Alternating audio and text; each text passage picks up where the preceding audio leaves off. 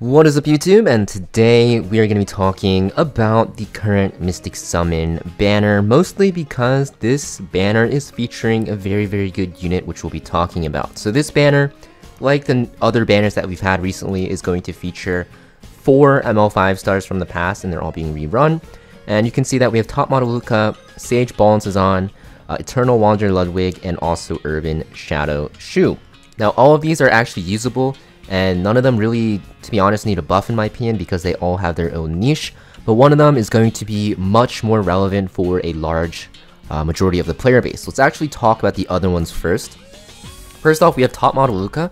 She's a very good Guild Wars offense unit. She's going to be very good in aggressive team compositions, mostly because she has this S2 which gives everyone an attack buff, and she also get a barrier for herself. And then you have this S3 that will CR push your entire team, also give her attack buff and do a ton of damage with extinction.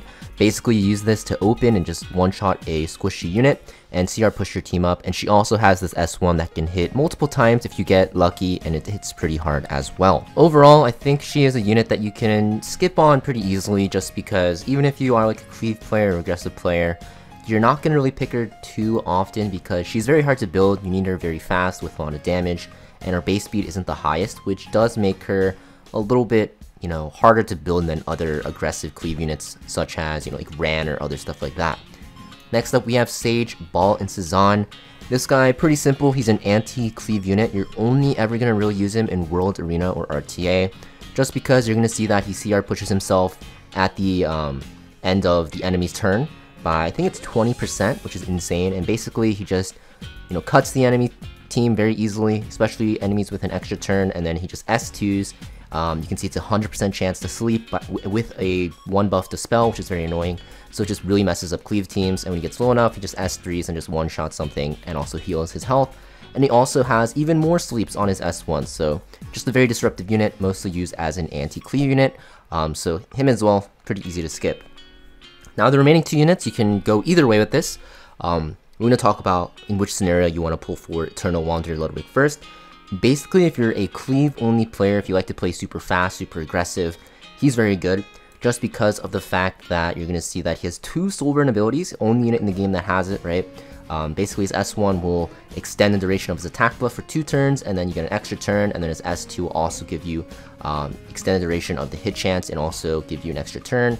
Basically, your S2 is going to be against evasion units, your S1 is to set up your attack buff, and you're just going to be soul burning on him non-stop. You want to bring him with a lot of mages that can hold Toggel's Ancient Book, because you just spam his soul burn, and then you're going to see his S3 is an AoE attack, and you're going to see that whenever someone soul burns, including himself, he'll get CR pushed. But the more important part is that this S3 will penetrate by 30% for each soul burn that you do, up 2 times.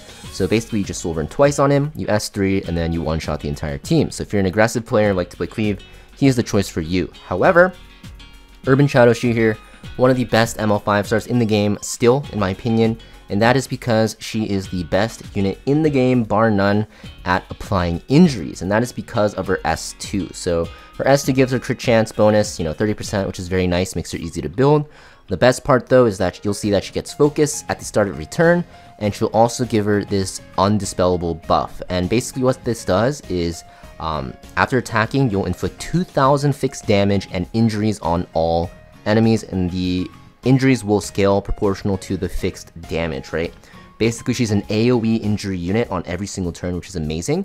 You're also going to see when she reaches 5 focus, which you're getting focus at the start of every turn, and also when you S3, you will reset the cooldown of your S3, and your S3 is a very hard hitting injury, not very hard hitting, but this applies a lot of injuries on one target.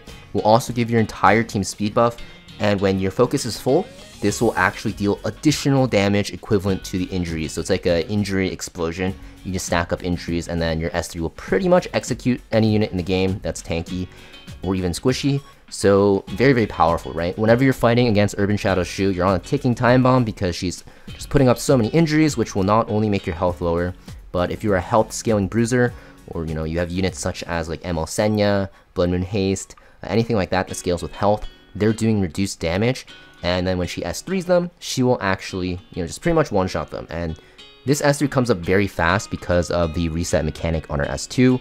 And I think that personally she is one of the best ML5 stars in the game, and definitely the best injury user. Now, you're not going to see her first picked a lot, you know, something like ML Senya and stuff like that, because you do need to pick her as like a counter pick or in certain situations, but in those situations, she is pretty much unstoppable and pretty much a must ban because she just applies injuries so quickly. If you think about it, every single turn she's doing at least 8,000 damage, which is insane, and this passive actually works even after she S3s, so you can see that she's doing a ton of damage every turn.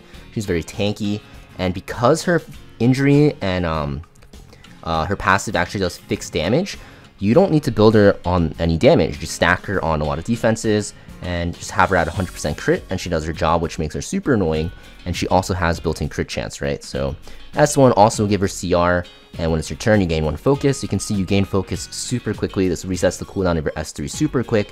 You also have a speed buff for everyone, which makes them lap the enemy, so just a very powerful unit. Ever since her release, I think she's flown under the radar, but she's definitely a unit you want to have if you are not really a fan of playing super fast, because you'll see that you're going to be using her a lot, and she is super easy to build. Definitely a unit I recommend getting from this banner, but if you guys are unsure about pulling for her, or at least trying to pull for her, I would say wait until probably near the end of this rotation, so about in like a week and a half. They will probably announce the new ML5s that are coming out. If it ends up looking good, you can skip on her for that unit.